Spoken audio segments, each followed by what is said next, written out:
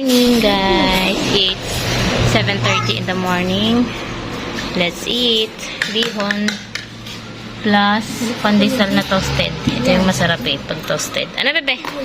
Isa kay bebe. Yay! Yum yum!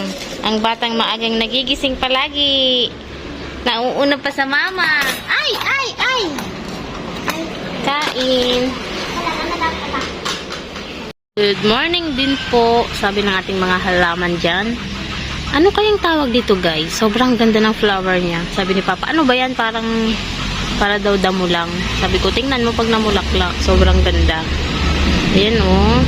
Ang cute ng pagkulay sa loob no. Tapos pag sobrang mayabong na yan, sabay-sabay na mulaklak.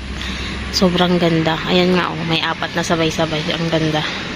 Lalo na pag sobrang kapal na niya. Tapos namulaklak sabay-sabay. Wow! Ganda ka. So ito, ano lang to hanggang mga alas 2, alas 3, alas 4. Nawawala na. Titiklop na yan. Para din siya yung bulaklak na para alas 12 kung tawagin. Mabilis lang mawala ang bulaklak. Gardening time na naman tayo. It's gardening time. Good morning mga chichaw. Wala na silang harang. 2 weeks na kasi. Magto 2 weeks. Tinanggalan ni Papa at sobrang init na ngayon. Naghahalhala na sila. Kaya, ito na. Bubulukin na natin yan. Ang daming dayami na puro ipot. Yehey! Yehey! Free na sila dyan. Mahangin na sa ilalim. Hindi na kailangan ng ilaw pag umaga. Pag gabi na lang. At medyo malamig-lamig pa. Pag umaga, naghahalhala na. Busy ang mga kapitbahay natin. Maglinis. Dahil matagal daw yan mabubulok. Kaya alisin na lang nila dyan. Puro dahon. Samang tingnan. Kaya ayan. Tulong-tulong kayo maghakot. Ang dami oh. Kung meron lang mapagtatambakan yan, tapos bubulukin mo talaga. Oh, dami niyan. Fertilizer. Daming dahon, no? Lalagay ni Papa sa mga saging. Doon niya na lang bubulukay sa mga puno ng saging. Hinahakot ni Father. Tapos lalagay sa gilid ng mga saging-saging. Hanggang mabulok. Ay, sobrang ganda ng paligid talaga. Naaaliw ako sa mga nangyayari sa araw-araw natin. Thanks God. And ngayon, natapos na nila yung hakutin dito. Sobrang linis na guys. And ang ganda ng ilalim na lupa. Kaya ang nangyari ngayon, kukunin natin yung lupa at gagawing pataba. Pero hindi pwedeng kunin lahat kasi buo-buo pa yung iba. Kaya, ganito ginagawa namin. Sinisir ni. Hinakuha lang namin yung lupa lang talaga. Na pino na.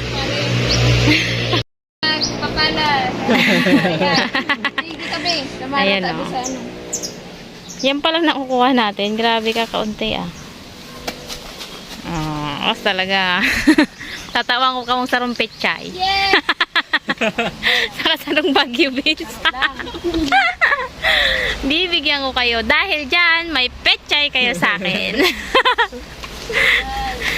Ano pa bang mga nakatanim nun? Talong bibigyan ko kayo ng talong. Tig 3. Wow, pakapi-kapi. Salam. Salam naman boy ng kape. Ate pala madahong kape. Mga 2 pasok na yan. Nagkakapihon yan. Ang guntaba ng lupa dito. Yung nasa ilalim ng mga bulok na dahon. Mataba Ano na siya? Oo. Kaya itong lemon, tumaba na maitim. Mga bunga yan. Oh. May mga bago pang bunga. Dapat daw nakikita yung nagpapala. Ayan, nakikita ka na. Napapala ka. Mauula boy ang kape mo. Baka daw sila nakikita na. Ay, Milo. Gano'n ka man itim, matabang ka? Matabang naman.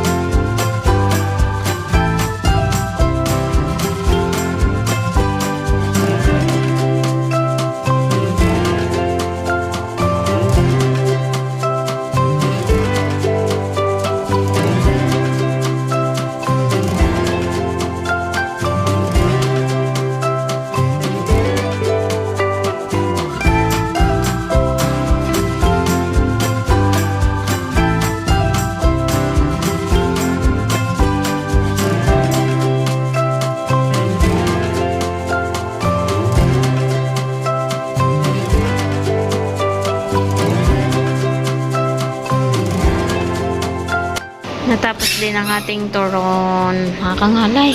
Hindi na ako napag-video kanina. Nagtanghalian pala kami. And then, yung ating lumpia, okay na rin. Yung ating bata ay kumakain itong orange. Nasaan na ba yun? Ayun, nagtatago sa likod ng pinto. Nasaan yung batang yun? Ay! Ang amos! Naligo ako kanina. Bago tayo magbalot-balot. Ang sakit dito. Pag nakaupo, siguro, nagsimula ako alauna. Ngayon ay 2:45. So, ilang oras yun? 1 hour and 45 minutes. Kangalay dito ah. Ano naman? Ang baby namin yan, nakain ng orange. Marunong na yung magluwa nung ano. Ay, harap ka. Nung pau. Pau. Ano, bebe? Bebe, luwain mo na. Ah! Amush! Puting-puti pati ang damit mo, ah! Bunges-nges! Akin na yan, give mama, give.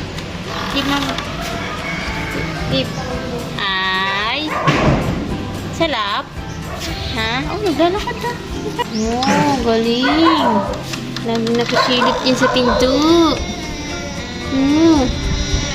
Gusto laging palabas yan. Shh! Be! Be! Sino yan, Be? Ganda naman ng batang yan. Sino yan? Ha? Ano naman yung damit niya? Oh. Mancha na naman to sa damit mo. Puti pa man din yan. Sino ba yan? Oh, galing naman. Galing. Lalakad na yan. Oo. Oo. Tawag yung kuya at ate. Mo ate! Kuya! Tawag! Tawag mo, bilis! Be!